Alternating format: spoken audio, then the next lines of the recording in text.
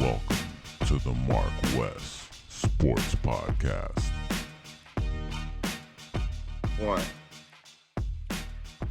Hi, welcome to the MarcWes Sports Podcast. I'm your co-host, Marcus Benjamin, along with Wesley Pierre. And you already know we give you that real talk every week and give you the real topics. You see me in the hoodie, in the hotbed hoodie, representing, hotbed, but it's not a hotbed world where I'm at right now. It's a cold world in Tallahassee, here at the high school football state championships. Man, West, bruh, like my teeth is chattering. I was shaking. I was starting to feel like I was getting frostbite for a second, because man, it's cold up here, and I was trying to gut it out last night at the game. I was like, you know what, let me try to stay at least on the field for the first quarter. Okay. And then right before the first quarter ended, I was like, nah. Can't do it. I can't do it, man. It's crazy, man. But yeah, it's championship Saturday today, college football. We pretty much almost all the way done with high school football. Just one more day to go today, Saturday. So we'll see who wins today. So far, it's been an interesting high school football championship. No South Florida sweep. We'll get into the Benjamin report a little bit later. But first, let's just go straight into the topics today. I mean, I don't know what you want to start with, West. I mean, we can kind of jump into the National Signing Day. Of course, the University of Miami. They wind up, splashing big, kept splashing big. You feel me? During that our midweek podcast, like we were saying before we started this show today, they were signing while we were actually recording. So one of the big signings that we wind up having is that quarterback from USC. That wind up transferring to the University of Miami. Garcia is his last name. I think his first name is Jake Garcia. He supposedly is the second best quarterback, I guess, in the pocket. That's what I'm hearing. I'm not sure. Probably Marcus can kind of dive in a little bit more on that, but he's a pro-style quarterback, so he's like the second best pro-style quarterback coming out of this class. A quick question though. Like, can he run? I mean, I haven't really seen him run much. He's not a De'Ara King by any stretch. He's more of a Brad Kaya type of quarterback. No. As far as in the pocket, I mean, you shaking your head about Kaya, but Kaya was good, but obviously Kaya wasn't great because he's not in the league. I mean, if he is in the league, I don't even know what team he is. Normally, me and you, we're loyal to the league.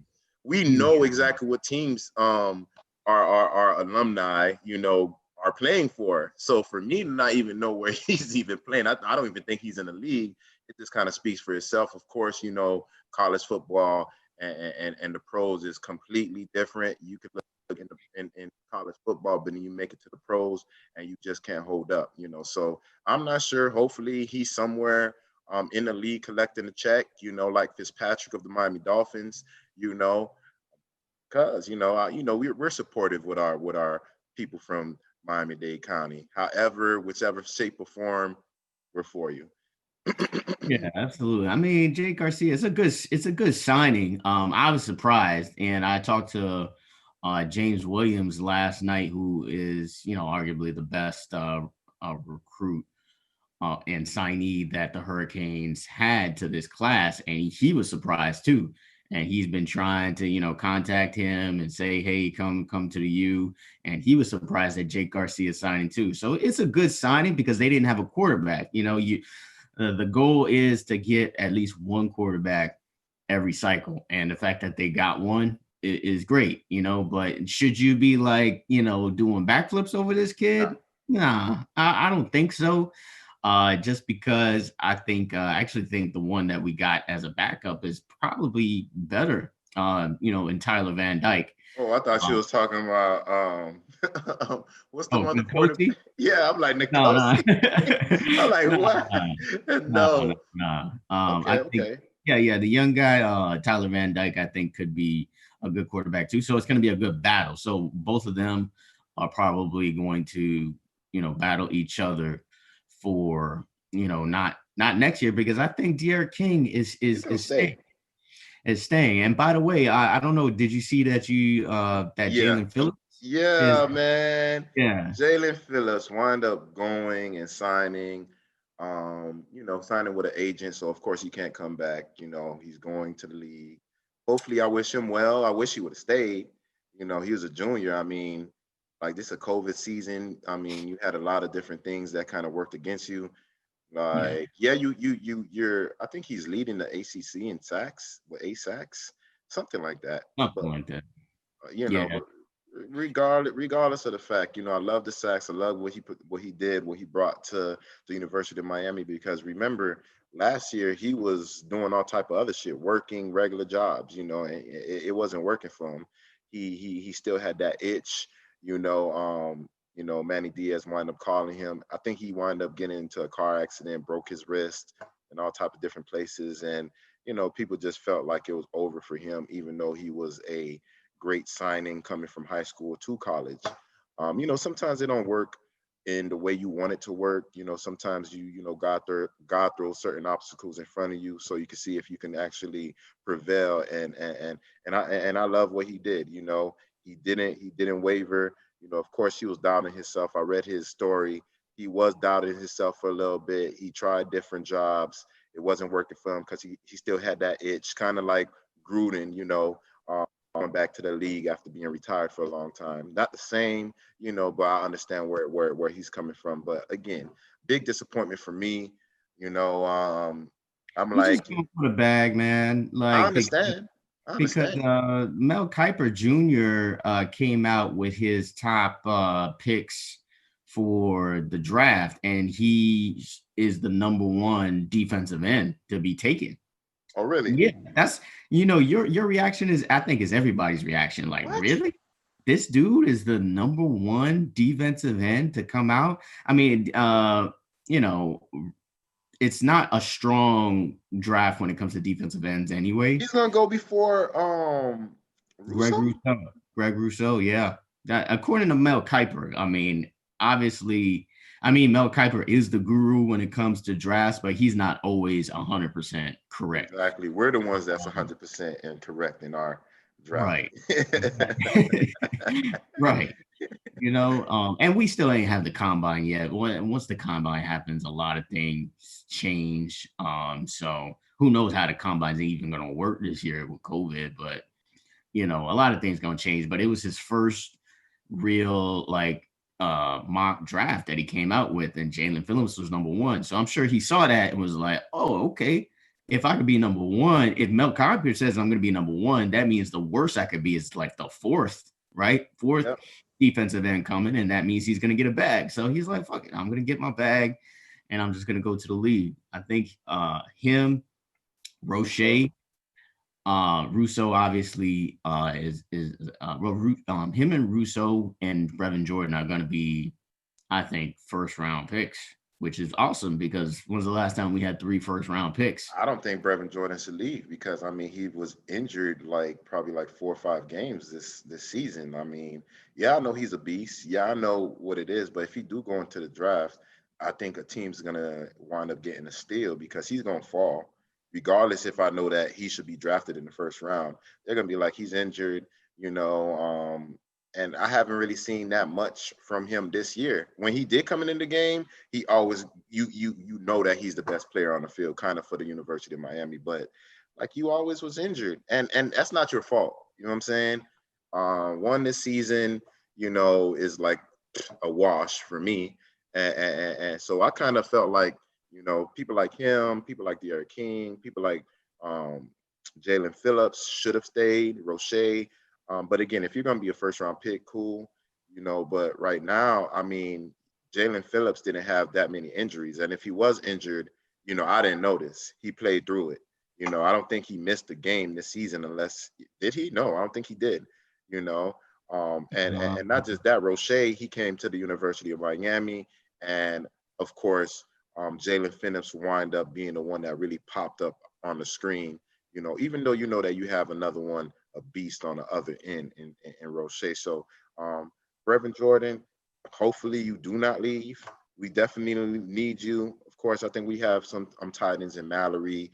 So I don't feel too bad if you leave, but I'm like, damn. I really hope that you wind up staying because I'm already feeling some type of way because Jalen Phillips left or is leaving. But I understand. You never pocket watch, and if you're gonna be a first round pick, hey, it is what it is. Yeah, I mean, in my opinion, I think he's gone. To be honest, I saw that he was the 4th tight end to be taken off in the draft. So that means he's likely going to be a 2nd round or 3rd round pick. Hopefully, New England don't get him. Yeah, hopefully they don't, and they need tight end too bad.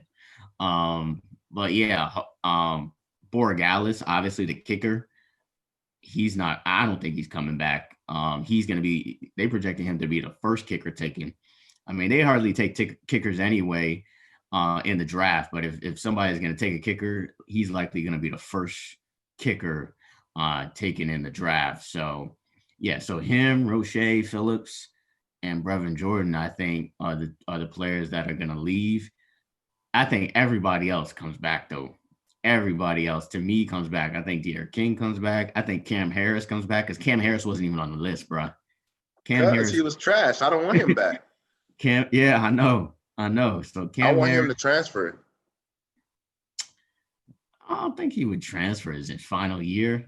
I want him to transfer. Not saying that what he's gonna do is what we want him to do. Okay. Because my whole thing is like I he rubbed me the wrong way when he went on social media start talking shit about his playing time, what's going on, this, that, and the other. You already know his loyalty when it come to Dade County, and he basically kind of like kicked dirt right in our face. I'm like, come on, we rooting for you. All of us is rooting for you.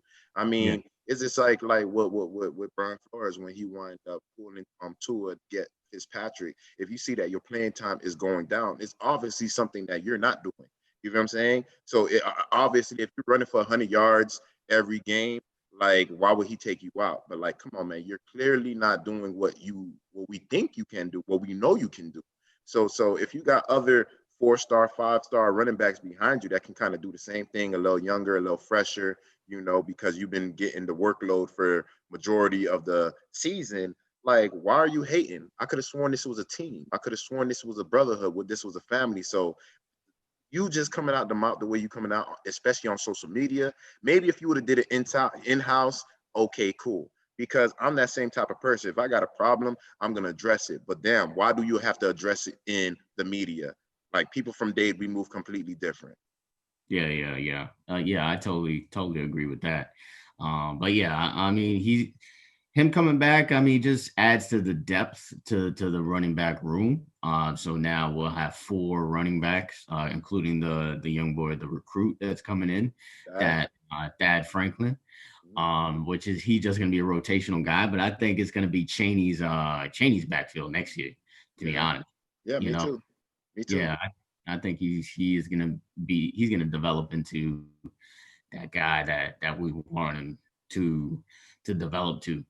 So the class, I think the Hurricanes class it's a great class. I mean, it's either 9th or 10th that I saw.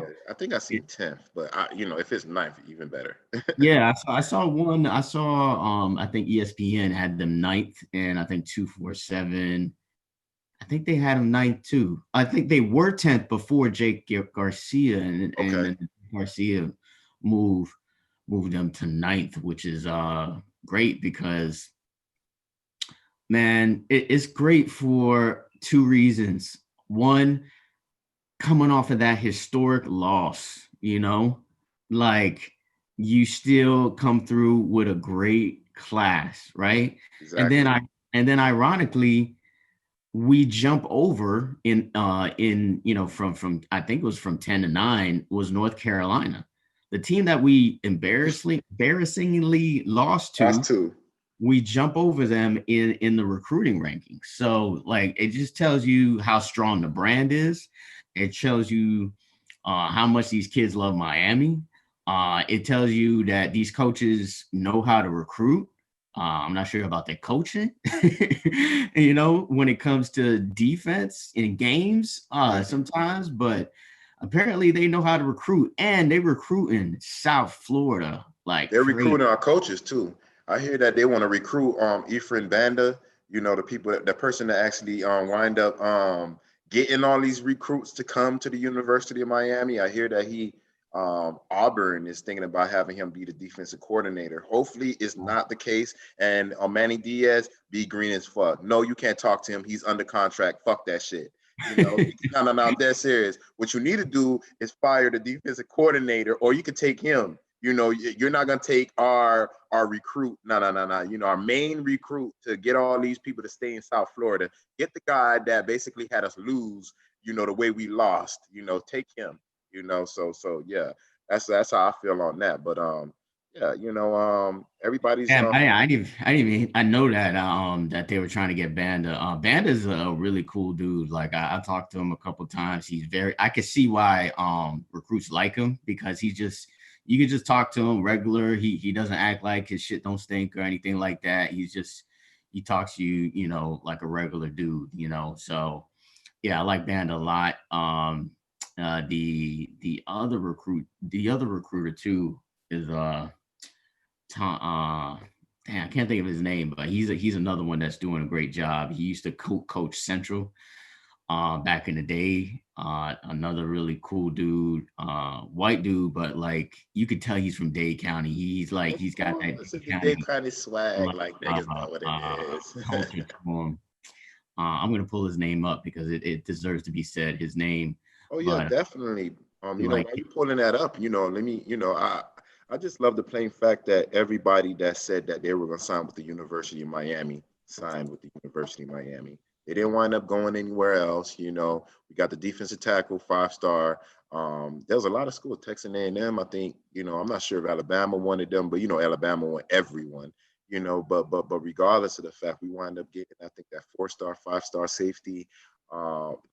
We got a lot of positions right now that I kind of felt like we needed. I mean, I really think that we still need to address linebacker, though. Linebacker is our main need right now. I think we're good on the D-line. Corners, before I didn't really like the corners, especially Ivy. I really didn't like what I've seen from him this year. But, they backups wind up looking great. Couch and, I think you have a Keontre Smith as a linebacker, right? Or is he a corner? Well, he plays kind of like that hybrid position, that striker position where he plays both. Basically, he plays safety in high school at Chaminade. Okay. But yeah, he can basically play both. So that's a good thing. Good things. So yeah, definitely. Did you wind up pulling up that coach's name? Yeah, Todd Stroud. Yeah, so Dade County bred. Yeah, he's like an assistant head coach. They have him listed as the assistant head coach and the defensive line coach. So you see how defensive line, it's always pretty much kind of our strongest recruits, as far as the recruits are concerned that come in. So yeah, Coach Stroud, he's a cool dude. He's been recruiting great for the Hurricanes, and I expect that to continue too. Because even next recruiting cycle, we got Jamal Johnson, who's a beast. We may get both from Chaminade, because Chaminade they continue to produce a pipeline from Hollywood to Coral Gables. Kenyatta Jackson is another beast on the defensive line. If they can, he's not committed yet, but I talked to him. Yeah, I talked to him a couple of times, and every time I mention Miami, like his face kind of blows up. with a smile. So I think, that it's a great possibility that could happen too. So recruiting, I'm really happy about, but I still feel miles away from the big boys, Yeah, like the the Alabamas. Ohio States, the Alabamas, and the Clemsons. I feel like we're starting to get maybe closer to like maybe an LSU type of recruiting class, or maybe like a Georgia type of recruiting class. We're getting close to that, but I always wonder, like, when is last night James Williams, and I'm gonna post that interview on my Instagram later today, but The Benjamin he Report. said on the Benjamin Report, he said the U is back and I'm ready to go to UM. And he's like, UM, here I come. But when is the U really gonna be back, Wes? Like, Maybe if we wind up having a national signing day, like a couple like this, back to back to back, then I think then we'll be there, because like we all know, Miami have no depth. Look, we're still talking about linebackers. Like, we don't even have no linebackers. We have some, but we don't have anyone to back them up. So they got to do a whole lot. They have to stay on the field a little longer. They got to work through a lot more. And we know it's hot as hell in Miami. So just the plain fact that you don't have depth, you're not going to get someone that's a A+ student. You're going to get a C+ by the third, fourth quarter, because I'm just saying, because it's just like, when you don't have, it's just kind of like what happened to the University of Miami basketball team. They had 8 players to actually play the whole game, like, and what happened in the beginning, they kind of was holding on, but once you got to like the second half, like, they pulled away. And that's the same thing. If you want to talk about the University of Miami football team, we need depth. And the depth that we had, if it can't be a 2-star or 3-star, it got to be a 5-star also, 5 or 4-star, so yeah, that's how I actually look at things, in that regard. yeah. I mean, hopefully that does happen. So today's Championship Saturday. Tomorrow we'll actually find out where the Hurricanes are going for a bowl game. So we'll see where they go. And we still have a month left in recruiting, by the way. This was the early signing day. So we still have chances to get transfers. I mean, obviously, Manny Diaz knows how to work that transfer portal and get some transfers. So we'll see what he does in the next month or so. I wrote a story on Sports Illustrated on some possible flip candidates a while back, and one of those candidates I put in that story just decommitted from UAB. I think he's a 3-star, but I think he's underrated as a 3-star. I think he's probably cornerback. Cornerback is a position that we need. So he's out of Stranahan, I believe, Omar Simpson Jr. So look out for that. Maybe that's a possibility. He just decommitted, so maybe that's a possibility. But yeah, let's switch over to the Dolphins and talk about their draft. I mean, like, it's time to really start thinking about it. They're gonna have likely a top 10 pick. This pick is critical, obviously. I'm gonna pull up like what their first five draft picks are, just to kind of just so we can see how many we have early. But but who you think we should draft? While you pulling that up, like, I'll go ahead and dive into who I think that what positions I think we should be drafted. I don't really necessarily care exactly who, because there's a lot of people in the NCAA right now wanting to get drafted. But right now, I want to say wide receiver. I want to say running back. And let me dive into why I say wide receiver. I want to say wide receiver because we know Devontae Parker is known for being injury prone. This year is a complete opposite. Last week he didn't play, understandable. Jakeem Grant, he's a smaller receiver. And I think keeping him in the slot is gonna have him get a little injured more. Keeping him running the punt returns is probably gonna have him get injured a lot more. I don't think that I think that they're great players, definitely. And then I think they're kind of close friends right now, Devontae Parker and Jakeem Grant. I think they're real close right now. I love that relationship. But I'm thinking about like, look, we have Albert Wilson on the team. Of course, he opted out because of COVID. We have what's his name from University of Miami. What's his name? On Miami. What position? Wide receiver. He's on wide receiver. He opted out also. His kid, he'll wind up having his first kid. Oh, you talking about Allen Hurns? Yeah, Allen Hurns. My bad. Yeah. He like that speed right there. Albert Wilson is speed right there. Everyone's talking about Tua needs speed. I forgot about Allen Hurns. You feel me? Jakeem Grant, their speed right there. So we got Preston Williams. You got to understand, Devontae Parker run like a 4.4. You know what I'm saying? Everyone that we have on our team is speed. Like I don't understand why people are making it seem like, oh, we need to draft a speed guy. Like, do you not see Jakeem Grant? Do you not see Devontae Parker? Do you not see, like, I don't know what people, Allen Hurns. Do you not see Albert Wilson? People forgot about how Jakeem Grant and Albert Wilson was running down the field, high-fiving each other last year because they just outburned everybody. Like, so I want to say wide receiver, but I really don't think we need wide receivers, especially if these same people wind up coming back.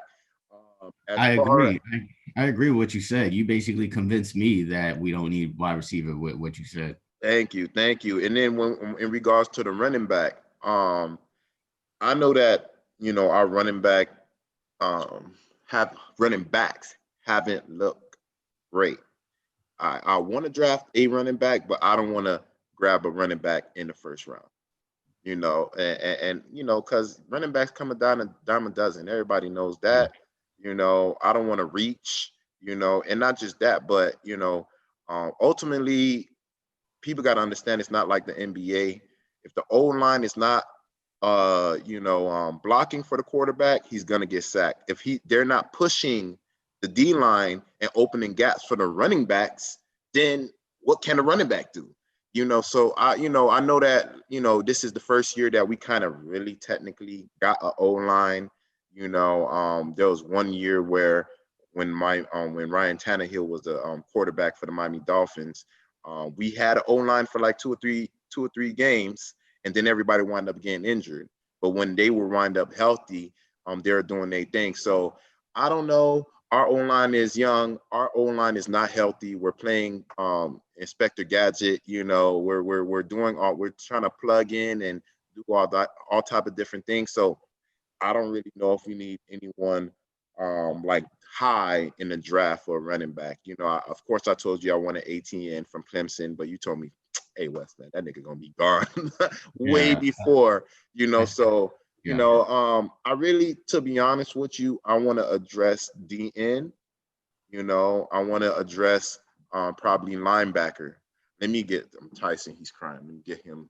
All right. While you do that, I'm going to say what picks we do have. So we got 2 first-round picks. We got our own pick, which is going to be, since we're likely going to make the playoffs, that pick is probably going to be in the mid-round. So it's likely going to be maybe the 18th or 19th pick, and then the other pick from Houston is gonna be likely a top 10 pick. So we're gonna have 2 picks in the first round, kind of in a row, and that is actually the same thing that's gonna happen in the second round. So basically, because of Houston, we got 2 extra picks, and we have our own pick.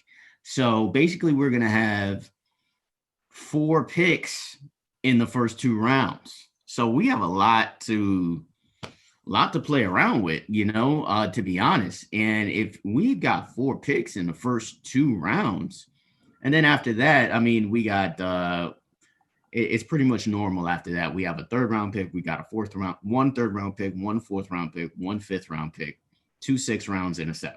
So after that, it's like, it's hit or miss basically. Okay. But on those first 4 picks, we got to hit those picks. We got to hit on those picks. Yeah. So since we got so many picks in those first 4 rounds, I feel like we have to get at least 1 offensive lineman.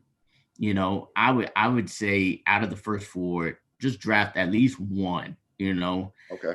Because you may get lucky on an offensive lineman, and I probably use one of those first rounders, probably the second first rounder. Really? Yeah, I on the second, because after the first round, the offensive lineman talent drops like tremendously. So that's why, I hate, like, I'm with you, Wes. I hate drafting offensive linemen first round. But since we got so many picks in the first 2, then I'm just like, you know what? Maybe we should take a gamble on the second first round pick with an O lineman.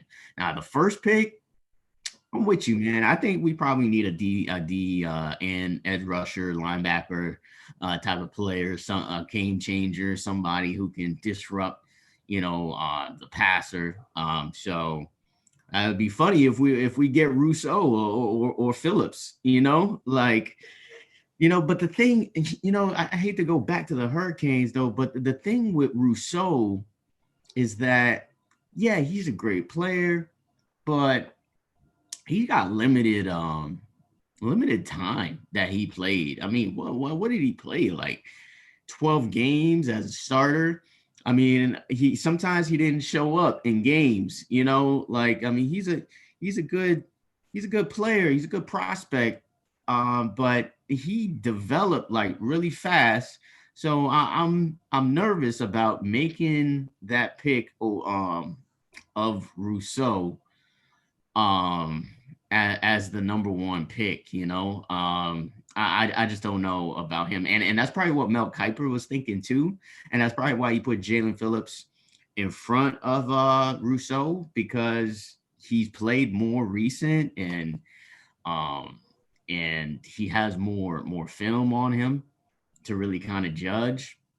Now with the second round, that could go anywhere. I mean, I probably may take a chance on like a young running back. I'm not big on getting running backs or DBs. I feel like DBs should be like somebody who's already in the league established, like you don't wind up having to pay that money though.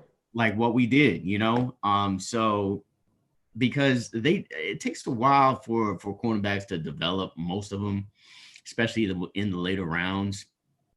Maybe we take a chance on a linebacker, but same thing. What do you feel about replacing what we lost? We wound up having a steal in Fitzpatrick last year, and of course we wound up getting some draft picks because we wound up trading him to the Pittsburgh Steelers. But I don't think look what happened. Look, our safety got injured, and look who they put in there. Fungulum or whatever his name is. So we don't have no depth at safety. I was just thinking about it. We need to draft a safety, Yeah. I don't know what road round, just grab somebody. Yeah, I could definitely see that. Wait, who's our safety right now?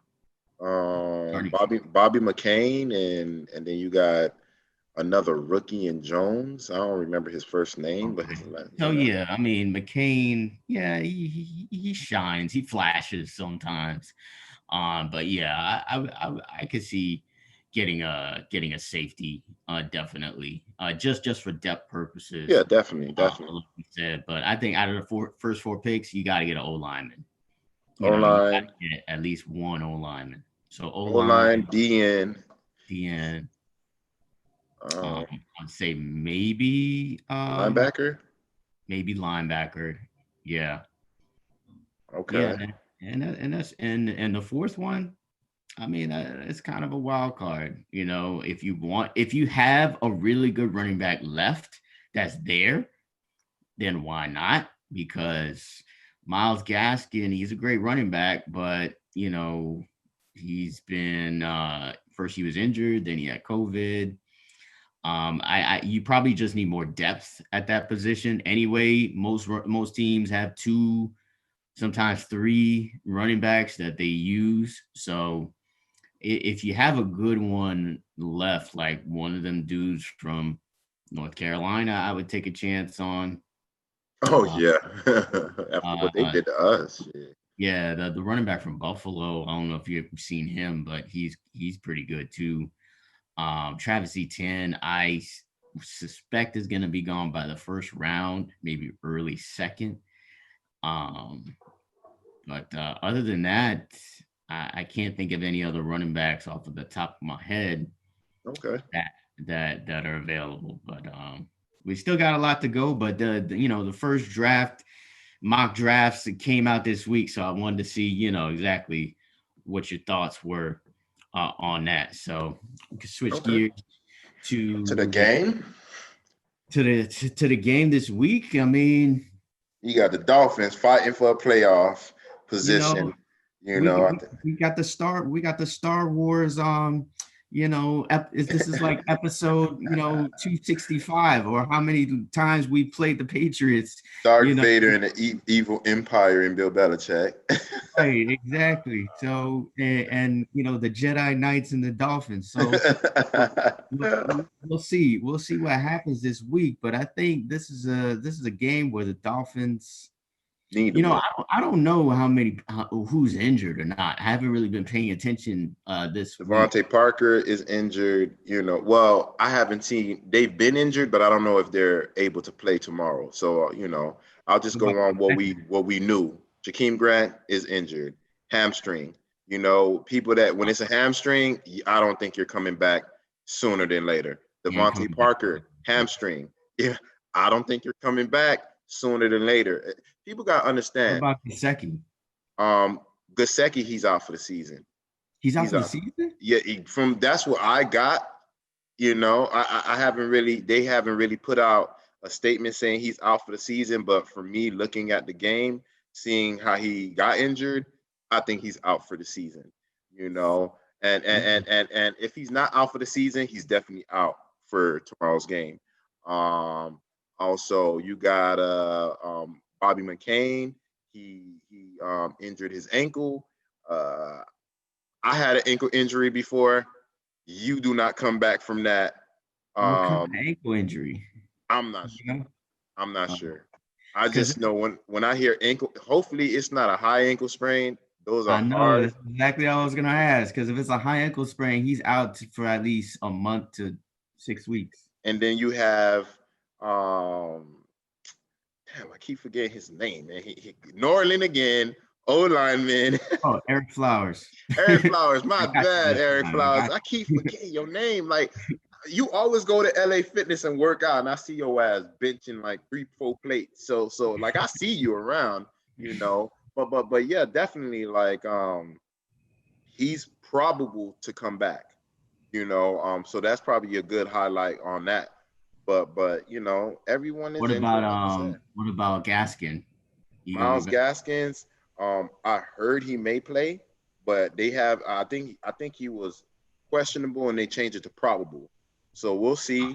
We'll see what goes on with that. I don't know. I don't really think that we need too much to actually beat the New England Patriots. It's just that I know that Bill Belichick know if you're not throwing the ball deep, he's going to put everybody in the box. He's going to put everybody in the middle of the field. I heard that they said that Tua liked throwing in the middle of the field. When he tried to throw like towards the sidelines, he's not like, it's like maybe like 5-yard plays, but if you want a 20-yard, 30-yard play, he's going in the middle of the field. So if he don't fix that, and he's going to have to fix that with not that much of a wide receiver core. So it doesn't matter.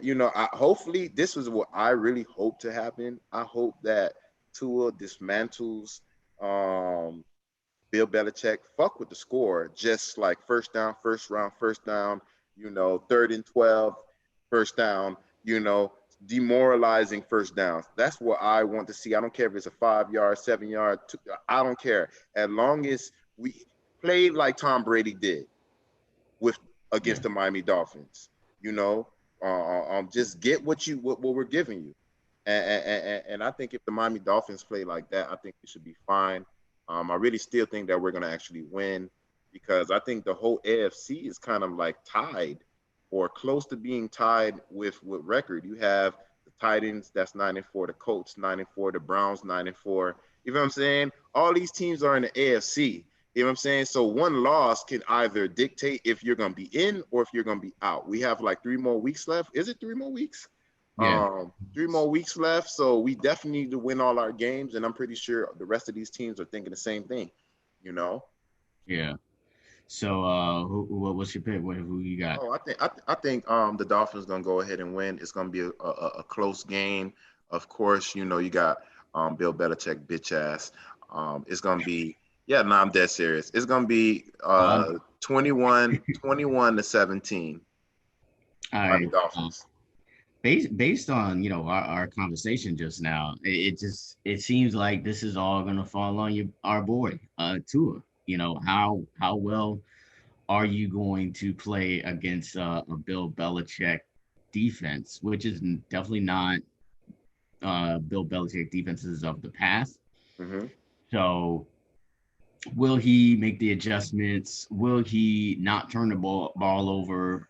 Will he just make the Tom Brady type of play and just throw the ball in the dirt, or throw the ball away and the sideline? Will he do that? But you don't want to put a muzzle on or cage the guy. So you still want him to take his shots downfield. But who are you going to throw downfield to if you don't have Grant, you don't have Parker? There's no Preston Williams, no Gesicki. You got Callaway. you got Callaway that came from Cleveland Browns. We was asking about his ass like the last few weeks. Callaway's on our team? Yeah. He's from Booker T, man. I exactly. Didn't know. He was getting into trouble, and product of Miami. Like that's the only thing that fucks us up. We always find a way to get into trouble. But he's a beast. He's on the Miami Dolphins. I really think that they weren't playing him because they know that he's a gem. So let's not play him so we won't have to pay him a lot of money next year. You know what I'm saying? Let's just be like, we're giving you an opportunity again because nobody wanted you. We're giving you a shot, blah, blah, blah, and we could get you for a discount. Kind of like what we did with Devontae Parker. So we got him. Isaiah Ford came back from the New England Patriots. I'm pretty sure he want to play, and I'm pretty sure that he want to shove it in Bill Belichick's face. Like, yo, I didn't make the team. Ford is pretty decent. Exactly. He's a beast. I mean, him and Jakeem Grant, I feel like it's the same player. I mean, of course, Fitzpatrick had a better rapport with Grant got more speed than Ford. No. Yeah. Of course. But one may run a 4.2 or 4.3. One may run a 4. One runs a 4.2. One runs a 4.3 or 4.4. Same shit. You know what I'm saying? Like for me, yeah, I know that it's technically faster, but you understand where I'm coming from. Now. I think Isaiah Ford do come back. I think Callaway come back and actually show some shit, Not just that, but, I know we have Gesicki. The only thing I really kind of upset about is Gesicki with the one-handed catches, like these ESPN plays. But, again, the Miami Dolphins all season been using a plethora of different tight ends. All of them was balling. Yeah. So we lose Gesicki. You don't never want to lose no man. But regardless of the fact, I don't think that it's what the media or ESPN is trying to portray with the Miami Dolphins. I do think we have a lot of pieces right now. And not just that, but if Preston Williams can come back. Nobody's speaking on Preston Williams. I mean, before Preston Williams got injured, Tua was throwing to Preston Williams a lot more than Devontae Parker. You know what I'm saying? So, if Devontae Parker is out or even questionable, if he's questionable and we could go ahead and put Preston Williams in and then we have Callaway on the other side, Isaiah Ford in the slot, then we're good. You feel me? That's how I'm looking at it. As far as with the running backs, we got Laird, and I'm not sure if all the other running backs are healthy, but hey, it is what it is. We had no running game the whole season, so like, what's the difference today? We're playing a team that suck right now. Of course, we know their history, but still, regardless of the fact, like, look, we got weapons. You just got to put them on the field. Man, just hearing everything, this sounds like this is gonna be a close game. This is a game that's gonna have me nervous until like the end. Only because we got all these injuries, man. If we had a full squad, this would be a no-brainer of what the score would be. But I think Cam Newton is good for a pick or two. I believe Xavier Howard gets Gonna get another one. Hopefully, he gets a pick six. And scores a touchdown off of interception, because I feel like we're going to need something like that in this game, like maybe a scoop and score, a block punt, a kick return for a touchdown, something like that. I feel like we're going to need. And if we could limit the Patriots from those type of plays as well, because for some reason they have those type of plays, especially on special teams as well, we can win this game. But I feel like it's going to be a low scoring game. It's going to be a close game. I think it's going to be a 15-14 Dolphins win. Okay. Yeah, 15-14. Yeah. As long as we win. I don't even know if we score a touchdown in this game. Maybe one, maybe two, maybe. I don't know. But I'll give them another point. Let's say 16-14 Dolphins. 16-14 Dolphins. Maybe you want to change my pick and say 17-14. Still going to be a field goal that wins the game. Yeah. For me. So, if it's 21, to 17, cool. If it's 17-14, cool. As long as we get the win, I really don't care. So now we're going to go ahead and dive into another team. We got the Ravens versus the Jags. We already know who's going to win this game. We don't need to necessarily stay on that team too long. You got the Baltimore Ravens, 8-5, tied with the Miami Dolphins. They're both fighting for a AFC slot in the playoffs. So I really think that the Ravens is going to actually win. They got a easier schedule than the Miami Dolphins for the remainder of the season. But I really do think that they're going to win. It's going to be like one of those where, all right, why are we even watching this game? Because we have one team that's fighting for a playoff seed, and we have another team that's fighting for the number one pick, or fighting for their new quarterback. So we're not gonna stay on. Well, I'm not gonna stay on it a little too long. Ravens gonna go ahead and dominate this game, 28-14. Yeah, very similar thoughts about this game. I mean, the Ravens, they seem to they seem like they're getting healthy now. COVID, I feel like COVID has kind of held this team down for like a few weeks, and now that's clearing up. Dez is finally probably going to be back for this game, so that's another playmaker that they're going to have. And then the Jaguars, like you said, I think they're ready for the offseason already. Their coach may or may not be with them next season, so they're in rebuild mode. They got a really good running back. I don't know I forgot where he's from. I think he was actually undrafted, but he's a running back that they will seemingly have for the future. They don't even really know who their quarterback is. Gardner Minshew is garbage. His name alone, it speaks garbage. So hey. Yeah, Gardner Minshew. I mean, yeah, he I don't know. He sounds like chewing gum or something. Gardner. So he's Gardner Minshew. Right. Right. And then another one, Mike Lennon, who I used to say he looked like that movie. What's that movie? Was it Superbad? It was one of those movies. Like, damn, what was that movie, man? I'm gonna have to pull that up too. But like, yeah, he looked like one of these movie characters. He doesn't look like a quarterback. I'm not sure why he's still in the league. Jags are garbage. Ravens win this easy. Give me 34-10. 34-10. Yeah. Okay. So we'll dive into the next game, another AFC playoff seed battle. You got the 9-4 Titans versus the garbage ass 5-8 Lions. Titans. You already know. I think that they're the most balanced team in the league. Yeah, I don't think they have the best quarterback in the league, but I do think that they do have a wide receiver that's compared to like T.O., and AJ Brown. Brown's a beast. He's a beast. You got Derrick Henry, like just fucking running over motherfuckers. You got Ryan Tannehill, he's playing Alex Smith all over again. He's just doing it a little better with the play action, you know.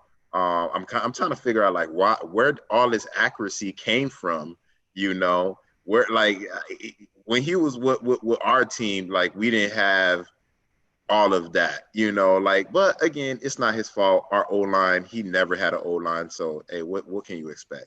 So I think that their defense is balanced. And you got a garbage team, a coach that's probably getting fired at the end of the season, from the Bill Belichick tree. And so you need to lose, so it's going to be another game that I say, Tennessee's going to go ahead and win this game. It's going to be 30-21. Yeah, very similar thoughts again on this game because the Titans got more to play for, man. And it's not the Lions that the Lions are that bad. It's just that they have a bad record and they are just looking for the offseason at this point because they know they're not making the playoffs. So, Exactly. If I'm a guy and I'm on that team, I'm just like, man, I'm gonna go out there and play, but am I gonna put out 110% effort out there? Nah. Matthew Stafford, he's a tough guy, and he always finds a way to kind of keep his team in the game. So I think they're gonna stay in this game, and keep it relatively close. But you pretty much touched on all the points that I would have said. So I'm going to say the Titans win this game. Similar score. I would say Detroit maybe scores 3 touchdowns just because Matthew Stafford finds a way to get in the end zone or to move his team down the field. But I think Titans score 4 touchdowns and a field goal. Damn, that's the same score you had. Huh? Yeah, I had 30. so yours will be 31-21. Mine's is 31-21. Yeah, mine's is 30-21. Yeah. Hey, great minds think alike, man. It's all good. It's all good. You want to dive into the next game? Yeah. Texans and Colts. This is a divisional game. You laughed at this game last time when I said we should pick it, and it ended up being close, but I don't feel that way this time. I don't feel like this is going to be a game this time. The Texans last time I think lost by 6 to the Colts, and similar type of scenario with these teams right now. This is the time of the season where the teams that are the contenders show that they're contenders, and the pretenders just kind of fall off into the atmosphere. It's kind of like Infinity Wars. You saw the Marvel Infinity Wars, right? Oh yeah. Where, spoiler alert if you haven't seen it, but where all of the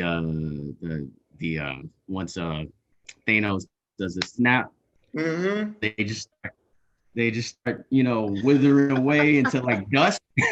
That's what happens to these teams right now. Like teams like the Jags, Lions, Texans, they just going away in the dust because they don't have a lot to play for, and why risk it right now? You've got a franchise quarterback in Deshaun Watson.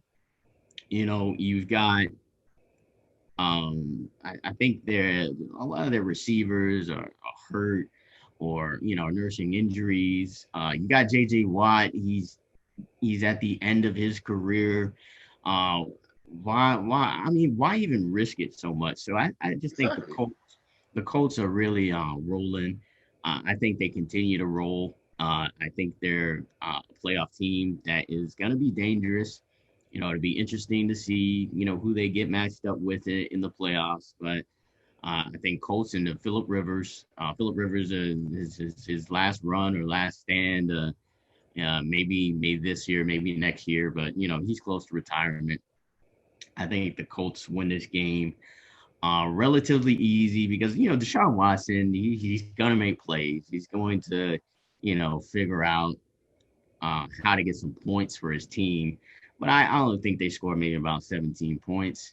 I think the Colts score 34. So 34-17 Colts. Okay. Same here. I mean, why would you even try to win this game if you're the Texans?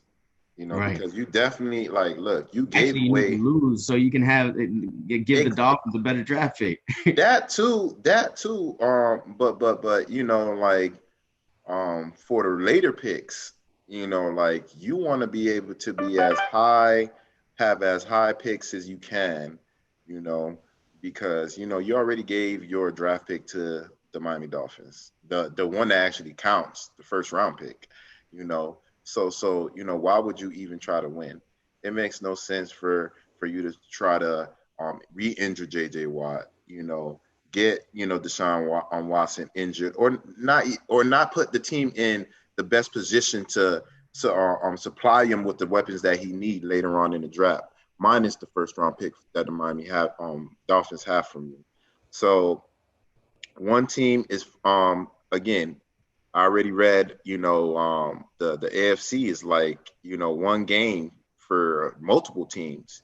One win or one loss could make or break your season right now. So I think the Colts going to go ahead and do what they do. Like I said, they're kind of like the Tennessee Titans, but not the Tennessee Titans. Didn't they beat the Tennessee Titans? I think they Yeah. won one, lost one. Yeah. So I'm gonna go with the Colts. One is fighting for the playoffs. You got someone in Philip Rivers, like this is his last chance to actually win a Super Bowl. You know, and he don't have to deal with New England again. You feel what I'm saying? Like that normally was his kryptonite was Tom Brady and the New England Patriots. Fluke wins, cheating wins, all type of different shit. So I'm gonna go with the Colts, and I'll say the Colts gonna go ahead and win this game handedly, 32-17. Close to my score, 34-17. Oh, really? Yeah. So next game we got Browns and Giants. I mean, two teams I like watching. They're both entertaining teams to watch. They both have really good defenses, balanced offenses now for the Giants. But the Giants lost Daniel Jones again. I think they rushed him to come back. Stupid. Yeah, because so he hurt his hamstring again. A hamstring injury is not an injury you want to rush back. I understand you're in a playoff race, but Colt McCoy did beat the Seahawks. So, if he could beat the Seahawks, he could beat other teams as well. But this is a game I don't think they beat the Browns because the Browns are coming off that loss to the Ravens, and they're trying to keep up in the playoff race themselves. They got that loss as a bad taste in their mouth. And I think the Giants and Colt McCoy is the perfect team for them to bounce back against. I was really impressed with the Browns when I watched them play on Monday night. Their defense is solid. Olivier Vernon was the player that I was saying was from the U, who's over there dominating. He's actually playing better than Myles Garrett. I think as far as the tackles for loss, Myles Garrett I think has more sacks. But as far as the tackle for loss and disruptions he does on that line, you got him and Dedrick Ward. I think is going to be back for this game. The cornerback who's from Ohio State.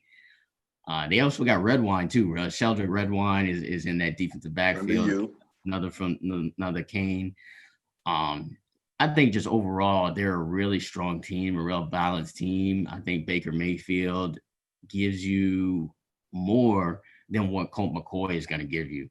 So I course. think, the Browns, I think, win this game, bounce back from that loss against the Ravens, and solidify themselves with 10 wins, which is kind of crazy to say that the Browns have 10 wins. But I think the Browns win this. I think it's relatively close because the Giants have a good defense. So I don't think that Browns offense is going to go off. But Landry is still balling too, by the way. He is like that safety safety net for Baker Mayfield. When Baker Mayfield is out there scrambling and he needs to make a completion, Landry is that guy who is continuing to try to get He's been like that. He's been like that at LSU. He's like, that's what I'm saying. He's been the possession receiver, since LSU. So I mean, he don't necessarily need OBJ. Like OBJ needs him. You know what I'm saying? Right. I know they're friends, but look, you could depend on Landry. Period. I know he don't got the speed. He should still have been a Miami Dolphin, but I don't think that he deserved the money that he want from Miami. You deserve the money, just not from here. You know what I'm saying? So, like you're saying, like he's a beast, man. Like I have nothing but good things to say about Jarvis Landry, possession receiver. He's gonna get you what you need. Rarely drops the ball. Always finds a way to extend the game, extend the play, even though he's not that fast. But he's elusive. He's not fast, but he's elusive. He's fast enough. Yeah, you know what I'm saying? He's just fast enough. So I don't really think I'm agreeing with you saying it's not gonna be an explosive game offense wise with only if you're talking about the passing. It's December. People's gonna run in December. Look where you're at. It's cold in Florida, in Tallahassee, where you're at. Imagine them where they're located. It's cold as fuck. And why would you try to throw the ball all day? Run the ball on their ass, control the clock. If anything, throw the ball early on their ass, get a quick score, and then run it down their throat for the rest of the game. You know why? Because you learned your lesson from last week when you played the Ravens, gave them enough time to fucking win the game with 1 minute left on the clock. So this time, I'm going to run the ball and waste the clock on y'all motherfuckers all day, and then we're going to win the game, and we're going to finally be in position to make the playoffs this year. I don't know how long it's been since they made the playoffs, but they're not going to go ahead and not make the playoffs this year. So that's one team other than the Dolphins I'm actually rooting for to make the actual playoffs. Everybody hating on Baker Mayfield. I don't like the way he celebrate. Fuck that. I like when my quarterback celebrate the way he celebrate. That's the type of people that we want. This is not baseball. You feel me? This is football. You feel me? Right. So absolutely, I say that the Cleveland Browns gonna go ahead and win. I think the score is gonna be 20 to probably 14, 20 to 14. Yeah. I already had the score in my head, and I was going to say 24-14. 24-14. I think the Browns win that game. So they move on. So the next game is an interesting game. I didn't realize these two teams are playing. But the Chiefs and the Saints, two teams you might see these two teams in the Super Bowl. Which would be a great Super Bowl, especially Drew Brees. I'm not sure if he's coming back this game, but he's coming back. They say he's coming back this game. They say he's coming back this game? Yeah. Oh wow. That makes this more intriguing for sure. But he's coming back from a rib injury, which is not like, the thing about a rib injury is that it's painful and you just until you get hit. Yeah, you just need time for it to heal. Obviously, it's healed right now if you say he's coming back. But like you said, he gets hit again hard, he's gonna feel it, He's gonna be looking like, I'm sure, like Ben Roethlisberger does with like 50 different pads on. So the thing about Drew Brees is that he gets that ball out quick and he's accurate. He's Drew Brees. I mean, Drew Brees is arguably one of the best quarterbacks to ever play this game. I think yards wise, he's number one, like per season or whatnot. So I think the Saints, let me think about this for a second. Now that Drew Brees is back, the Chiefs are the Chiefs though. The Saints defense is good. and they want to bounce back from that loss that they had against Philly last week. They're gonna have problems with Mahomes running out of the pocket. You know what And you want to say. Just say it. so I'm gonna have to say the Chiefs find a way to win this game just because of the uncertainty of Drew Brees getting back into the fold. Exactly. As far as defense is concerned, I think the Saints have a better defense than the Chiefs. But in this NFL, offense is trumps defense. I know the saying goes defense wins championships or whatnot, but when did we say that? We said that in the 80s. We said that in the 90s. Maybe we said that in the early 2000s, but we're in the 2020s now, not even in the 2010s. We're in the 2020s now, and it's a different era of football. And last year, the Chiefs didn't have the best defense in the world, but kept scoring on your ass. exactly, they kept scoring, and that's what happened in the game in the Super Bowl last season. They were down because their defense is not the best defense. But what happened? Patrick Mahomes leads the team back, and they win the game. So I think this could be kind of a similar type of game where the Saints maybe jump out to a big lead, and then the Chiefs come back and win this game. But it should be a fun game to watch. And when is this game? Is this like the Sunday night game? This should be a prime time game. You're not gonna have Patrick Mahomes and Drew Brees coming back from injury. You're gonna play him at 1:00. This is something that the NFL is trying to make money off this shit. I don't know the time, but I'm assuming it's a later game. You kind of look that up while I go ahead and you go ahead and give your pick. Exactly. Me, I already know what I want to say. Kansas City's going to go ahead and win this game. They're going to win this game handily. Why I feel like they're going to win this game handily is because Drew Brees, you're coming back from a rib injury. Like how long you been gone? What, a month? So like the game speed is going to take you a while before you actually come back. And this is the perfect game if you was to lose. You're rating yourself against the defending Super Bowl champion. So even if you lose and you lose close, you could be like, okay, I just came from a major rib injury, and we fought our tails off, but we wind up losing in the end because we didn't have that we wasn't in sync like Kansas City was, because everybody's been playing. I haven't been playing, so that timing that I have with my wide receivers is going to be off. Everything's going to be a little bit off for Drew Brees. Maybe in the third quarter, he'll wind up being probably second quarter, but really the third quarter is, I think, when he's going to wind up being the Drew Brees of old. But by then it's going to be too late because Kansas City's they're not going to not score on you. They're going to keep scoring on you. You know what I'm saying? So, again, I don't think Kansas City's like the best overall team, like you're saying, defensively wise. But again, and I normally would agree with you with the defense. I know, they said that in the 80s, but you need some type of defense to actually win, because it feels like that Aaron Rodgers should already have multiple rings. The motherfucker know how to pass, but again, you need to make a stop. When you need it, you need to count on that defense to make a stop. And I'm kind of surprised you said that, because look at the Dolphins, look at our defense. Our defense have won us how many games? You feel me? It definitely wasn't the offense. So I know it's a different time, but I really think that defense is going to really play a factor. I really don't too much like both defenses. They're okay. They ain't great.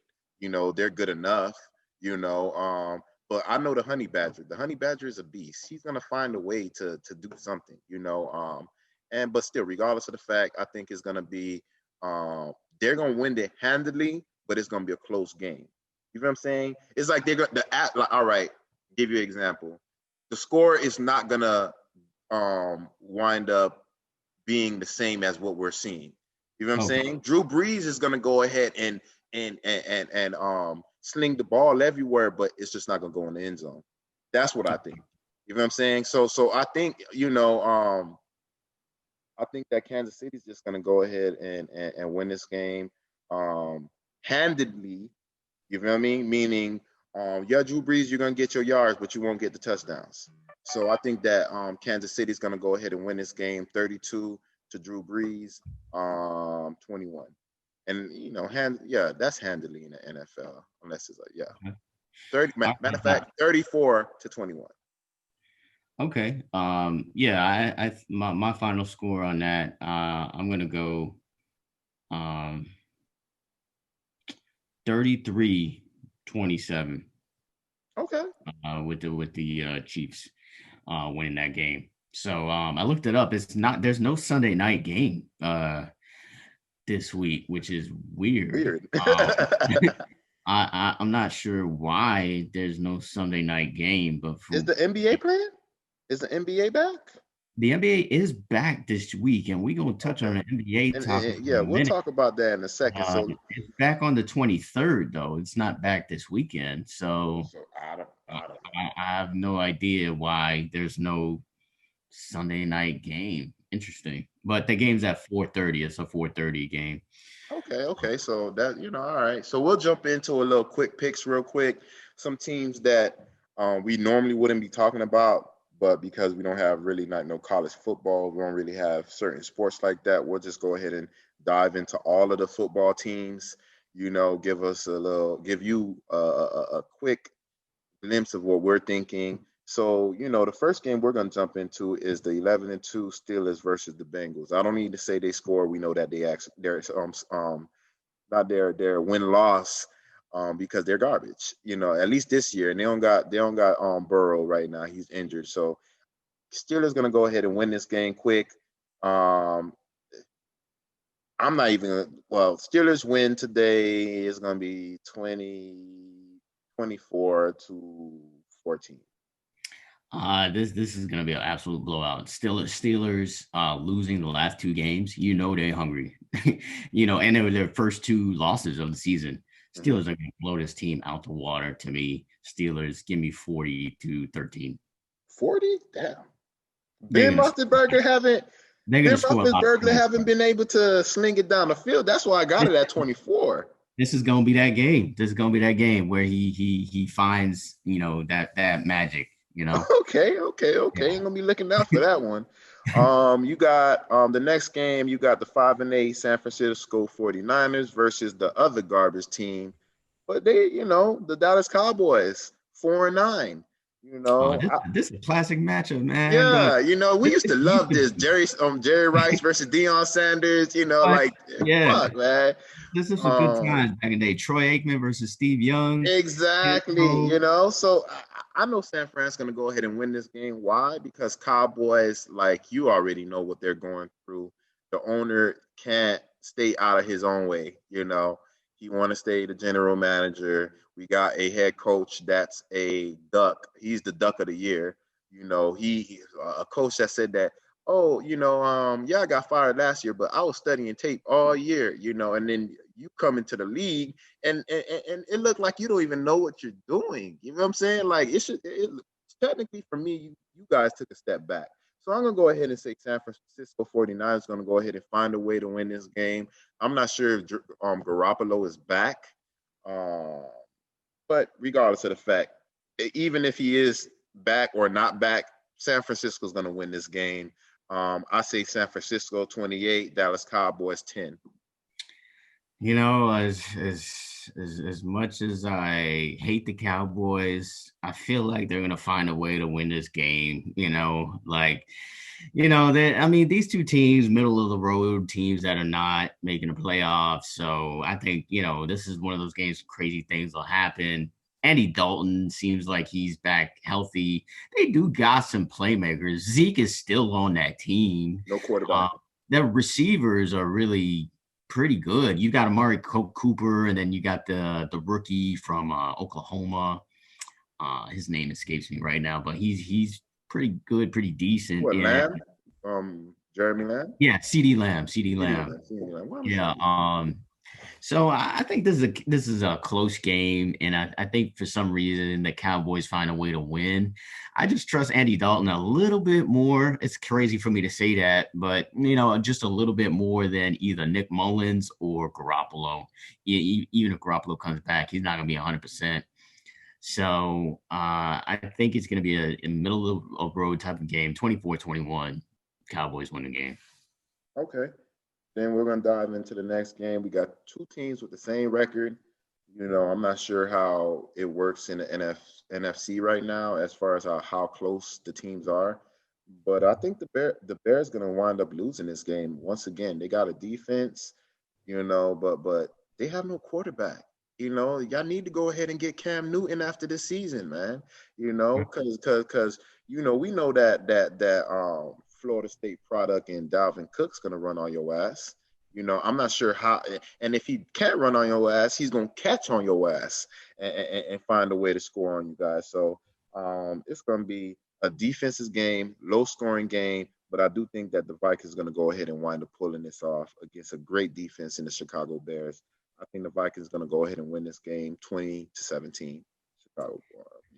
Yeah, I'm gonna go against you again on this one too, Okay. just because I like the Bears defense a lot, and I feel like they are going to force Kirk Cousins, who makes mistakes sometimes. For me, like Kirk Cousins, like I said before, the highest paid quarterback that's you just losing money with. I just don't understand like why they pay him so much money. He to me is worse than Goof. I feel like he's worse than Tannehill. I mean, like as far as like the middle of the road quarterbacks, I put him under those quarterbacks. Like so, and I think he's got another great rookie wide receiver. In Jefferson. Thielen's been doing his thing. Dalvin Cook, obviously one of the best running backs in the league. But for some reason, I feel like that Bears defense is going to force Kirk Cousins to make some turnovers. And Mitch Trubisky is actually, I hate him too. He's garbage. But I feel like he is out to prove that he still needs to be in the league because he's like, like two more bad games from being out of the league altogether or just being a career backup. So I think he has something to prove, and I think they'll find a way to win this game and force Kirk Cousins to make turnovers.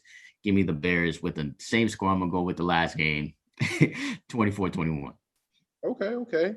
Now we're gonna dive into the Bucks versus the Falcons. You got the Bucks that's 8-5, trying to fight. You got Tom Brady that's trying to make the playoffs without Bill Belichick. And you got the Falcons like they're trying to find themselves. They're looking for a new head They've been coach. trying to find themselves all year, Wes. Yeah. See, again, they don't got their coach. Their coach is like, did he get fired yet? They fired their coach already. That's what I'm saying. They got this new black coach. I don't know his name, but he's been trying to turn. It seems like he's turning things around. But hopefully they keep him. But I think the Bucks gonna go ahead and win this game. You got Tom Shady's gonna find a way to do some shady shit and win the game. And you got the Falcons. That's like they're looking into next season. They're looking into their draft, and the more games they win, the more they're not helping themselves. So they're gonna take this loss, and wind up being a 4-10, after this week. So the Bucks gonna go ahead and find a way to win. 28 to the Falcons, 14. yeah, I'm agree with you on that one. Matt Ryan has been a disappointment this season. I feel like he has fallen off the map. He's in that conversation as far as these mid-tier type of quarterbacks like Kirk Cousins and Mitch Trubisky, dare I say it. I'm putting Matt Ryan in that same category just because he just makes mistakes, too many mistakes. And I feel like Julio Jones has made him, and Julio Jones has been hurt most of the season, and that's why you got Calvin Ridley, the boy from Pompano over there balling, but that's not enough. Like Ridley really balls when Julio Jones is there, because Julio Jones is going to get those double teams and it leaves Calvin Ridley open. That's kind of like what I was telling you before with the Pittsburgh Steelers and AB not being there. So Juju Schuster, you're not able to be the person that you thought you was. You know what I'm saying? So it is what it is. I feel what you're coming from with the Julio Jones. Yeah, and so I feel like the Bucks win this game. I feel like the Falcons find a way to keep it kind of close, because the Bucks, I don't know, they're Jekyll and Hyde type of team. Yeah. You never know what type of game you're gonna get from them. But I think it's kind of a 10-point game. I say 27, 19, Bucks. Okay.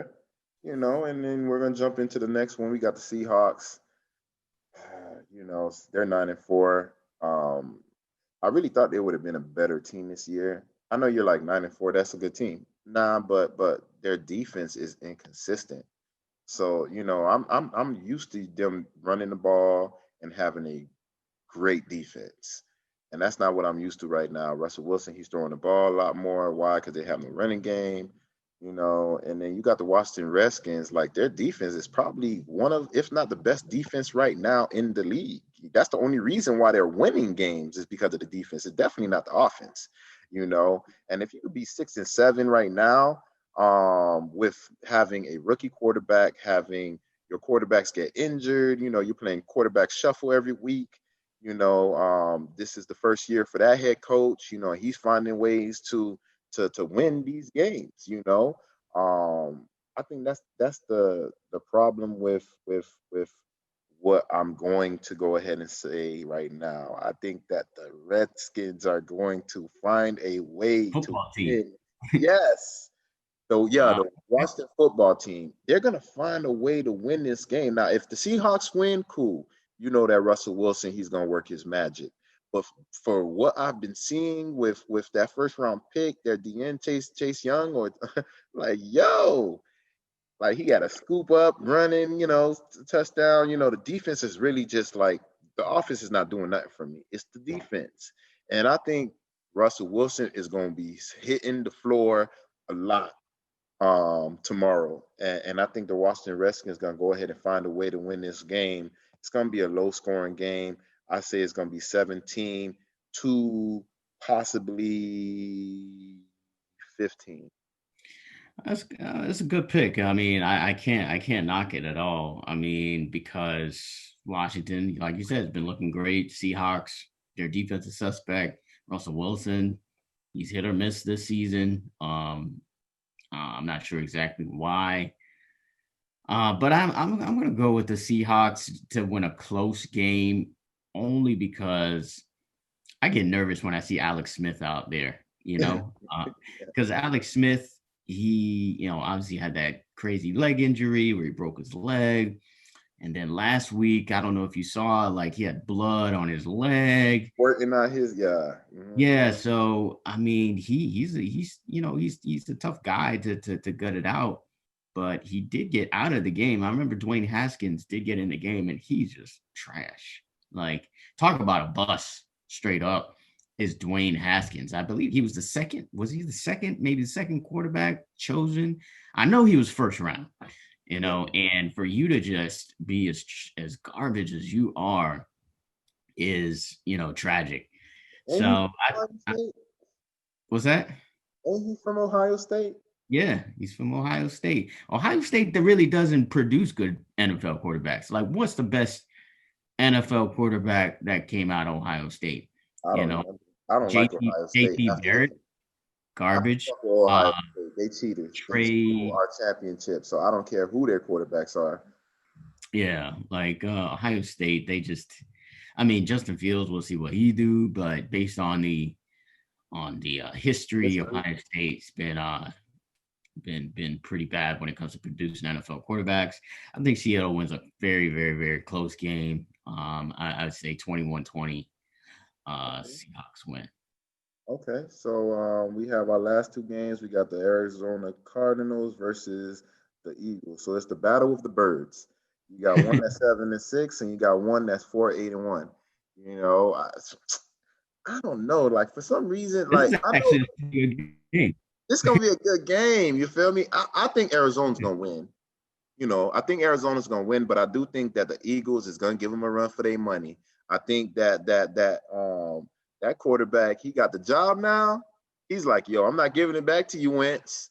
Like, shit, I'm trying to stay here. I'm trying to have them get you out of here, in that contract. Because as soon as I get you out of here, I could go ahead and get some weapons. Because with your contract, I'm not going to have no weapons. I'm paying you like $34 million a year, something like that, in that range. How can you get a wide receiver? How can you get certain players around that individual and you're a backup quarterback? So it's like, yo, you're going to have to ball out so this motherfucker Wentz could get the hell out of there. I'm going to say Arizona's going to go ahead and win. It's going to be a close game. You're going to see a lot of running from both quarterbacks.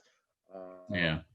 It's not the typical Eagles that you're going to see. You're going to look at an Eagles like, yo, they actually good. That's what you're going to see. They're going to lose, but that's what you're going to see. You know what I'm saying? So I say this game's going to be a close game. It's going to be 28, possibly 27, winning by 1 point. Yeah, this is a good game if you have a chance to watch it. I don't know when the game is happening. Actually, let me look it up. It's at 4:05, so it's in the late window. I mean, you can watch that if you can. I'm going to be watching on Red Zone. I love Red Zone, by the way. You watch Red Zone, Wes? Here and there. Yeah, I pretty much watch Red Zone like pretty much the whole time. Like with the Dolphins? Sometimes. I mean, so I'm when the Dolphins go to commercial, I'm on Red Zone. I'm on Red Zone all day. Or if they're at halftime, or if the game's out of hand, I'm on Red Zone because they come back to Dolphins game anyway. It's not like I'm missing anything. So yeah, I think this is going to be a good game. It's interesting because they were two Oklahoma quarterbacks playing against each other. So exactly. They weren't on the same team ever because Jalen Hurts transferred from Alabama after Kyler Murray left and won the Heisman. So you got two former Oklahoma quarterbacks. One won the Heisman, one didn't. So for some reason, I think the Eagles got it going. I think the Eagles. I think the Eagles. I think this is a coin flip type of game. Yeah. I mean, if you ask me tomorrow, I might pick the Cardinals. But right now, I feel like the Eagles' defense is actually maybe slightly better than the Cardinals' defense. So I think there's less tape on Jalen Hurts than what you have on Kyler Murray. So I think the Eagles win. I feel like this is going to be like a down to the wire type of game, last possession, maybe last field goal type of game. So give me like a 30-27 Eagles pull this one out. Okay. Now the game after this one is actually the game that I'm picking for the suicide pool. Your boy's still in this shit. Let's go Rams, baby. Let's go Rams. Let's destroy these Jets. I haven't picked the Rams all year, which is kind of crazy, right? I haven't picked them all year, so I finally get to choose them against the perfect team. So I get to just chill this week because the Rams are just on fire. They're actually better than they were earlier in the season because they got a running game now. Ramsey is out there balling. Aaron Donald, of course, we've mentioned him several times. And they got Cam Akers and Henderson at running back, and those two receivers that they got that are – the great thing about those two receivers is that one is not really that much better than the other. So you really can't, like, hone in on one particular receiver with Robert Woods and Cooper Kupp. So I think the Rams destroy these Jets. They better destroy them so I could just chill and just relax, and just watch the Dolphins game with ease. So I think the Rams destroy the Jets, of course. I think the Jets, they score a couple touchdowns because they always find a way to like try to make it somewhat interesting. So I say they score maybe 2 touchdowns, but it's probably late in the game when the game's already wrapped. So I think it's 31-14 Rams win. Me, I agree 100%. You picked the right team to wait on to actually pick your pick, because I know you're going to win. I really think that the Rams going to go ahead and dominate this game like normal. I think it's going to be so much of a domination that probably this is the game that, Adam Gase wind up getting fired. If the Rams wind up dominating the way we think they're going to dominate, against Goof, this is the time where Adam Gase needs to be relieved of his duties and fired as the head coach of the Jets. And then I'm hoping for that. Why? Because if whoever's the interim head coach, normally when they fire the coach the next week, that head coach find a way to generate something and they get a win. Because I do not want to see sunshine in the AFC East. I'd rather him go to the Jags. And if he is going to the Jets, I hope he stay one more year. In Clemson. So not much to speak on with this game. It's gonna be a blowout. It's gonna be great. That's some wishful thinking right there. But I mean, if I think if they fired the head coach of the Jets and Adam Gase, that Sunshine probably go to the Jets. But I think if he's still the head coach, then I think he's probably gonna stay. You know what I'm saying? Okay. So hopefully they don't fire Adam Gase and he stays the head coach as the Jets hopefully. Remainder of the season, and so we won't wind up seeing sunshine because we're the Sunshine State, and I do not need to see sunshine, to our state fucking shit up. So exactly. I think it's gonna be a blowout still. And if it's a blowout, please don't fire him. I think it's gonna be 32 to probably 7 or 32 to 10. It's not gonna go past 10. And the Rams going to go ahead and dominate that game. And then Marcus is going to be celebrating because he Let's go.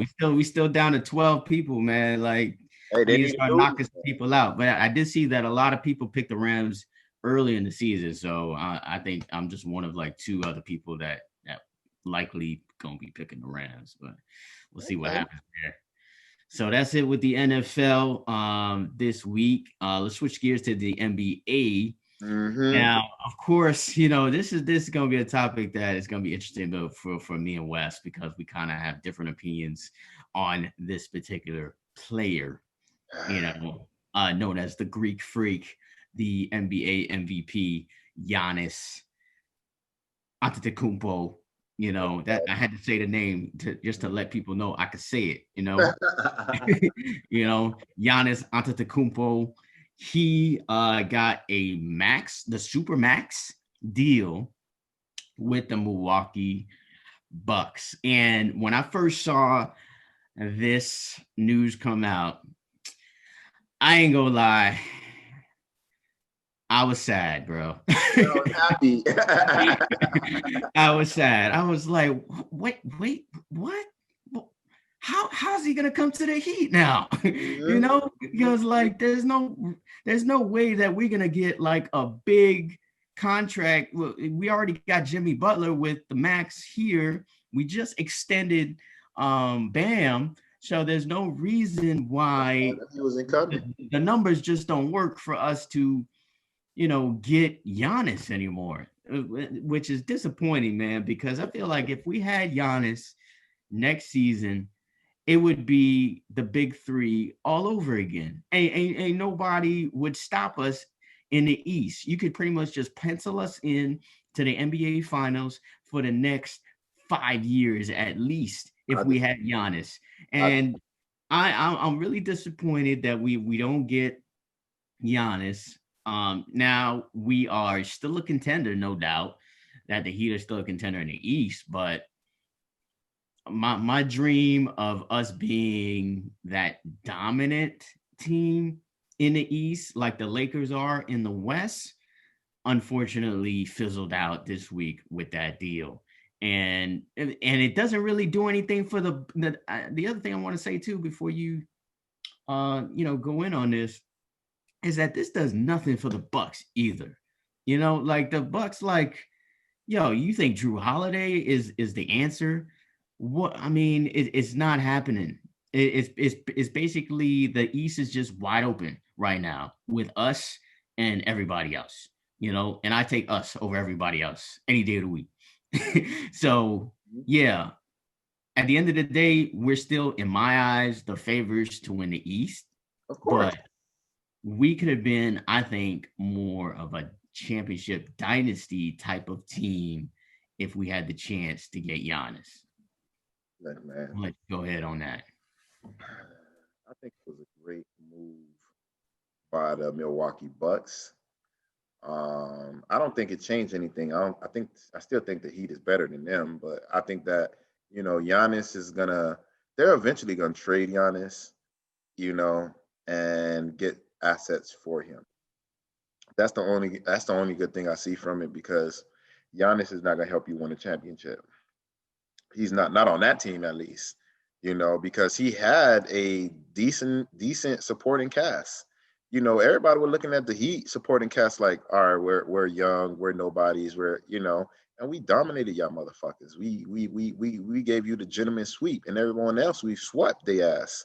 So I kind of knew that was gonna happen, because Bam Adebayo and Giannis has the same agent, and once Bam signed that contract, I already knew what it was, because I'm like, if you signed him to all this money, how are you gonna sign Giannis to all this money? Because both of you are the same players.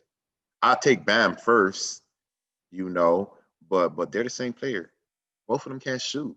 I mean, Bam at times can shoot, but Giannis, you really know, can't shoot. That's the difference. Giannis can't shoot no 15-footer. Giannis is garbage at the free throw line. At least with Bam, he can shoot at the free throw line. Sometimes he could shoot a 15-footer. The only difference is Giannis is a Greek freak, meaning he's athletic. He's like, okay, cool, but you skinny as fuck. Like, who the fuck are you? Like, what? Like, you think you're gonna be muscling Embiid? No, he gonna push your ass out the fucking. Like, and I think he's gonna go around Embiid. He's not gonna push through Embiid, and that's the problem I have with Giannis. He's 7'1" and he's like 240 pounds. 7'1", 240. What the fuck is that? Like, you're skinny as fuck. Yeah, you got muscles. Again, you need to be built like Shaq. You need to be built like motherfucking the closest person I see to built like Shaq is the guy Embiid. Yeah, if he wasn't injured right now, he'll be hands down the best center in the league. He just do dumb shit sometimes. You shouldn't be trying to shoot no three. That's why he's not ever going to be the best center in the league, because he does that dumb shit. Look where he's at. You think that he's going to be doing that shit on the fucking Miami Heat if he was here? In our culture? If Embiid comes to the Heat, it's another Whiteside situation where he's going to be mad that he's not getting the ball enough, and then he's going to get traded. That's exactly what's going to happen. I really don't think so, because you already know Pat Riley loves the big guy. He loves the big man. He always loved the big man. So we already got our big guy, and we already got the rookie and Precious.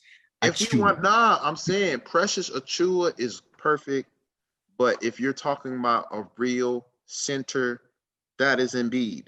That is the guy from Utah. That is see, perfect example. You see Porzingis? Porzingis is Giannis. He's just not athletic.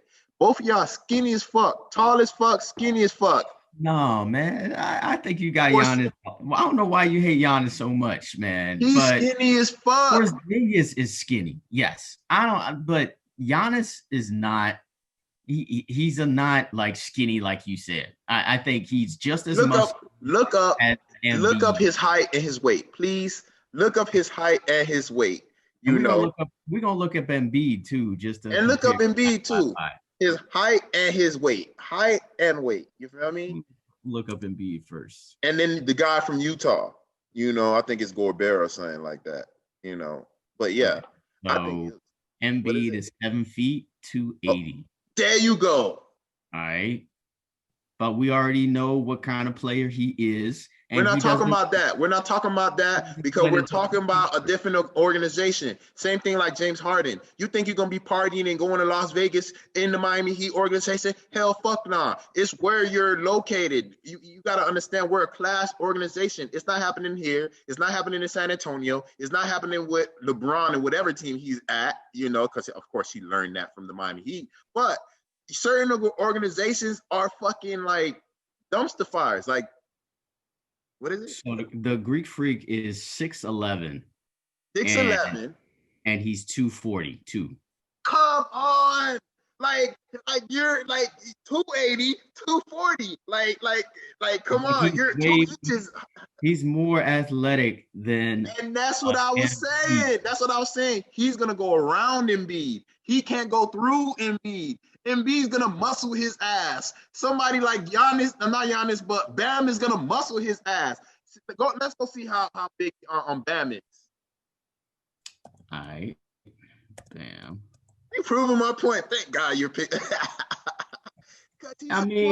He's small. That's the thing I got with him.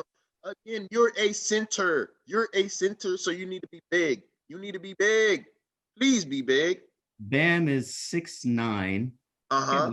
Can't believe he's that short. I thought he was taller than that. 6'9". 6'9", 255. He's still bigger than Giannis. That's what I'm saying. Like, everyone is bigger than Giannis. He's a skinny guy. I'm gonna muscle your ass when you get in the paint. But the thing is, it's not football, bro. This is basketball. This is the reason why. Quick. You need somebody that's quick. You know, this is the reason why he has to. This is the reason why he has to dunk the ball and go around people. He can't. He's not gonna learn a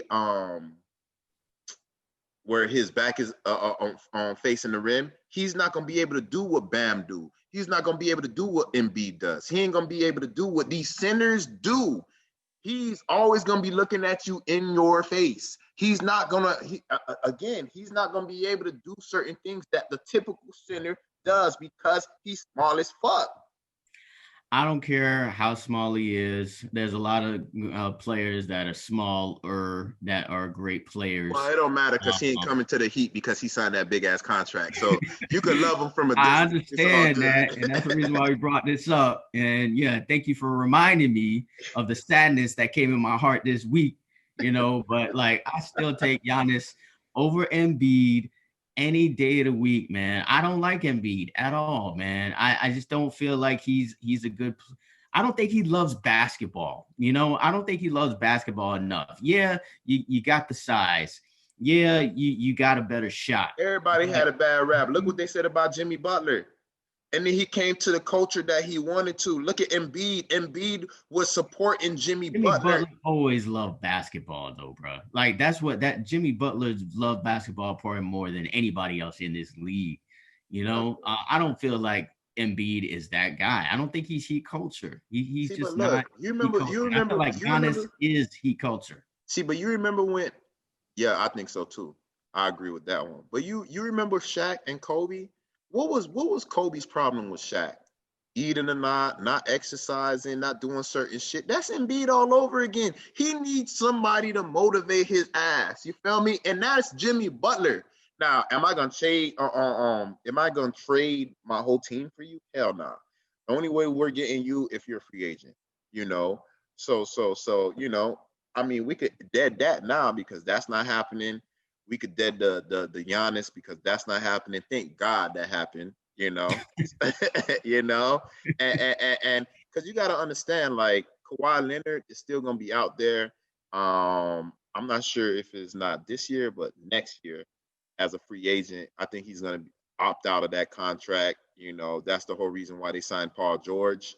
They signed Paul George early to a 5-year max. And you know he's George Paul. You feel me? He's George Paul. He's the guy that's like what's his name? Harden. You know, once you get to the playoffs, you disappear. You know, and for me, I look at certain things. You know, like Marcus was saying before, Heat culture. You know, our Heat culture is our culture. You know, and ultimately, what it comes down for me, I think that the Miami Heat's going to continue on their path. I think, you know, in a year or two from now, we'll have assets, you know, to bring another player in, you know, because, of course, we signed Jimmy Butler. You know, of course, I think we should have got Jimmy Butler cheaper, but I understand why you paid him that money. Why? Because look what he did to our organization in 1 year. So you always got to remember that we got his money on the books. We have now Bam money on the books, and hopefully in a few years, The contracts don't, have a negative effect on signing Nunn and the Tyler Heroes, because I see them. Their ceiling right now is like they're like true. I really think that they're going to be in the league for a long time. Both those players. So I really feel like the money, huh? I said it is what it is, man. It is what it is. Yeah, but Giannis is gone. Yeah. My dream Didn't has come true. died, unfortunately. But they stole your Christmas, the Grinch. They stole your Christmas. Yeah. Fucking Giannis is in that bag right there. that he just stole, man. But it's all good. It's all good. Looking at your background, it kind of made me like think about the Space Jam movie that's supposed to be coming out. You gonna watch that shit? No, man. If I watch it, I'm watching it. I'm sorry. I'm probably gonna watch it on one of these sites that you can watch it for free. I'm not giving LeBron no money. Right. I mean, the reasons why I'm not watching it, some people might say it's petty, and I might agree with that, but the reason why I'm not watching it is because, one, I don't like LeBron. Two, it's almost a comparison to Jordan again, like of you trying to, even with, with movies, Jordan's one movie that he had, that you gotta have to, try to up him on that, I want to get Jordan's feelings about that. I mean, I guess he had to co-sign on it, but like, why are we having a Space Jam 2 anyway? Like, why are we having that? I wanted to bring this up, not to say that I wanted to watch it, just more so to talk about why I'm not going to watch it. Oh, okay. The plot came out this week of what it's going to be, and I think his son is going to be in it, and like Anthony Davis and all these other stars are going to be in it, and I'm just like, no, why am I gonna go watch a movie? Like, I'm normally not gonna watch kid movies anyway. I mean, some of them are funny and some of them are good. Like, what's the one with the feelings and stuff? I don't know if you saw it. Man, what the feelings? Yeah, it's like every person like had a feeling, Nah. I'll think about it and I'll let you know. But but you should watch it though. By the way, one day send me send me the name and then I'll look that up with the dime and watch that. I guarantee y'all will like it. Okay, I'm gonna look it up. But yeah, while you look that up, I'll go ahead and say what I say. I agree again. Number one, I can't stand LeBron. I don't like fake niggas. Inside Out. Inside Out. Name of the movie. Okay. I'm gonna Netflix. I have to check to see if it's on that. Yeah, but number one, can't stand LeBron. I don't like liars. You remember what I told you about Cam Harris earlier. Like, look, loyalty over anything. So LeBron is not loyal. He think about himself. Yeah, he don't think about himself. He think about his circle. He don't think about, and his circle is Rich Paul and, those guys he grew up with. Yeah, I understand his loyalty because that's your homeboys. I feel you. But you can't burn bridges. You burned the bridges with Miami. You haven't even recognized like the fans, in regards to how we supported you when everybody was talking shit about your ass for coming to Miami. So again, like what you said, like fucking Michael Jordan's only movie, and you want to go ahead and make a sequel. Like, come on, man. Like, it's just like Ghostbusters. The old Ghostbusters perfectly fine, and y'all want to come up with this new one. I understand y'all want to make a female one, but that shit was trash as fuck. The old one I still can watch till this day and enjoy it. Like, why certain things need to be left alone. You know what I'm saying? Hopefully this coming in America doesn't wind up busting, because the first one was the truth. I worry about that one too, man, because coming to America is like it's like the classic of all classic movies for black people. For black people, and then also like immigrants, like people who've come into the country. It's a classic for them too, so I hope they don't mess that movie. So I'm nervous, I'm concerned about that movie as well. I'm glad you brought that up. But like, yeah, just to kind of piggyback off your point though, a lot of movies, they try to bring them back and redo them, like it just ruins it. It ruins your thoughts of the previous movie or the original. So like for example, like the Lion King. I don't know if you Oh my saw. God. Did you see the new Lion King? I seen it. Trash. Hated it, man. I hated it. I hated it probably the most because of Beyonce's voice. Yeah, me too. I told my wife the same shit. I was like, why is Beyonce's voice in this movie? Like this is terrible. The old Nala was fine, Exactly. The old Simba was fine. The Mufasa was probably maybe the closest to the original. Oh no, because that's what it was him. It was the original Mufasa voice. It was the guy. That's why. See, exactly. But yeah, these movies that they redo, like I just don't understand like why they redo them. I guess they just want to do it for the new generation. Stupid. Just make more money, I guess, obviously. But movies like Space Jam need to just I don't understand like why they're redoing this movie and will not be giving LeBron any more money that he already has. I mean, come on, he's already rich as fuck in so many different ways outside of basketball already. Why? I mean, he's got the barbershop, which I've never watched actually. Yeah, me neither. Like, yeah, I never did. He's a part owner of a soccer team who just won a championship recently, so he's making money off of that. I mean, why am I going give LeBron James some more money? So I will not be watching no Space Jam at all. Same here. So that's gonna conclude our little picks of this upcoming week, and go ahead and pass it on back to Benjamin Marcus for the Benjamin Report. And he's live in Tallahassee now. live in effect in Tallahassee right now. I'm actually going to get ready to go back over to Florida State Stadium. I mean, it was my first time in the stadium, and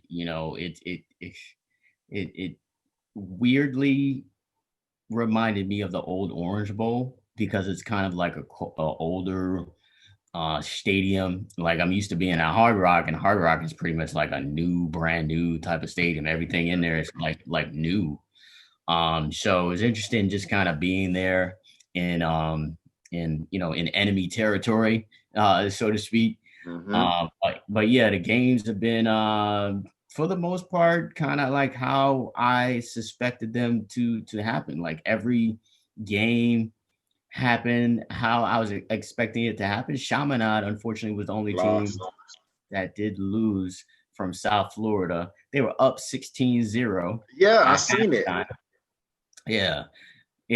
Up 16-0 at halftime. And then Trinity Christian came back and won this game with Marcus Burke, who was actually a Florida commit. So another, had to be a Florida commit, really. But anyways, he had 2 touchdowns in the game that ended up helping Trinity Christian win the 3A state title. But Hialeah came through for Dade County with Champagnat. They won the state title. They easily disposed of University Christian out of Jacksonville. Malik Rutherford had another big game, the Georgia Tech commit. So they won 2A. Cardinal Gibbons destroyed Jacksonville Bulls. Like I said, they would. Cardinal Gibbons came out to a big lead. Bulls did score some touchdowns late, but the win is significant. One, because Cardinal Gibbons wins their second state championship, the second in 3 years. So those juniors on that team won their second championship for the school in its history. But 2, Bulls stops. The Bull is stopped from winning their championship. So that means tonight we get St. Thomas, who plays Edgewater, who has a chance to take the lead now with state championship wins with 12. Right now they would tie with Bulls with 11. So now tonight, St. Thomas can take that victory. They play Edgewater tonight, so we'll see what happens there. Seminole and Osceola is that one class that we don't have a team in because Miami Palmetto lost to Osceola. They had no quarterback. Yeah, they had no quarterback. They were trying to do it with Brashard Smith, who came commit. I'm really excited to see Brashard Smith in Hurricanes uniform next season. So look out for him. But unfortunately, Miami Palmetto didn't make it to the championship. I expect Seminole to run through Osceola just because if you were struggling with Miami Palmetto, who doesn't have a quarterback, Seminole is a team that's balanced. I think they're going to just, destroy Osceola. But we'll see. We'll see what happens. Stranger things have happened. And those are teams I don't watch as closely as the South Florida teams out, obviously. So anything can happen. But a team I do watch very closely is Miami Central. Miami Central, again, destroyed their opponent in the game 46-0.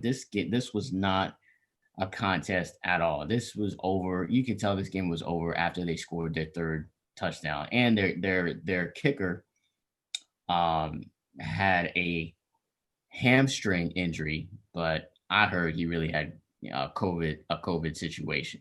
So they didn't even have their kicker. So they were going for two every time. Yeah, they went for 2-point conversion every time. A lot of times they didn't get it, but they still blew the team out 46-0. So you're basically saying it was supposed to be worse. Exactly. This game was supposed to be worse than it was. It was just Miami Central is you can argue that they're one of the best programs in the century. I mean, since they now have 7 state titles. They're now tied with Miami Northwestern for the most in Dade County. So they just dominated on every level yesterday. And they get most of that team back next season. Their quarterback sounds like a repeat. The quarterback is just a sophomore. That defensive linebackers, Wesley Bassint, from North Miami. Come on. Yeah, and he's from North Miami too, bro. Yeah, man. And he's Bassint, so you already know he's Haitian. You already know. He's gonna be back next season. That's a target for Miami too. They if they let this kid go, I would be so mad. Right now it was when I talked to him in the summer, it was Florida State and Miami as his teams, and you see what Florida State has done. So he coming to Miami. You would think that he's gonna choose Miami if no other team jumps in there. Ruben Bain is this sophomore. He could be better than Wesley. I mean, like, damn, like, and then they got Lawrence Seymour's little brother as a receiver who scored a touchdown yesterday in the game. He's already committed to the U, by the way, and he's a sophomore. So anyways, Central, they likely will continue to dominate that class for the next 4 years or maybe even forever. Who knows? Unless they reclassify again and put Northwestern back in the same class with Central, then, it's going to be them too. But Northwestern is in the same class right now with American Heritage. And we know American Heritage beat Northwestern this year, and they were also in a championship game last night, and they took care of business as well. They beat Rickards, the hometown team. They had a lot of fans at the game, and it's a public school. So the band was all the way live. I was like, damn, it must be like all the FAMU, alumni's kids band went to because that band was so live. That was like the best part of the game for Rickard's side, Okay. But they weren't doing anything on offense. American Heritage took care of business in a 24-6 game, which is kind of a typical game. They do it with a running game and defense. They don't really have a really prolific passing game.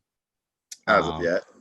They really have never had a great quarterback. Oh, damn. I'm trying to give it the benefit of the doubt. They really never. And Sony Michel went to American Heritage, by the way. So they have a pedigree of producing great running backs. They have another good one in Mark Fletcher, who's just a sophomore. This dude looks like a little Derrick Henry out there. Yeah, he's big dude, and he's got speed. He had 127 yards rushing last night and a touchdown. So they went on to win championship. So right now we got Champagnat who won, Chaminade who lost. The 1A, which is not really all significant for South Florida people, Baker, who is a team out of Pensacola, and Hawthorne, a team out of outside of Gainesville. Baker ended up winning that one.